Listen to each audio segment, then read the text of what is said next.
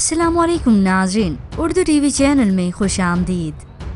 Viewers, drama serial कयामत की next episode में आप देखेंगे माँ को जैसे ही इल्म हुआ कि इफ्रा के लिए रिश्ता मांगा जा रहा है, तभी उसने बैठकर राशिद को पटियां पढ़ाई कि वो समरा से कहे कि उसके माँ बाप को कहे कि इस रिश्ते से इनकार कर दे।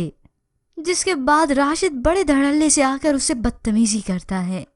खुद तो तू जबरदस्ती इस घर में आ गई है, अब अपनी बहन को भी यहाँ पे ला रही है। उसी वक्त वो उसे फोन करके इनकार करने का कह देता है।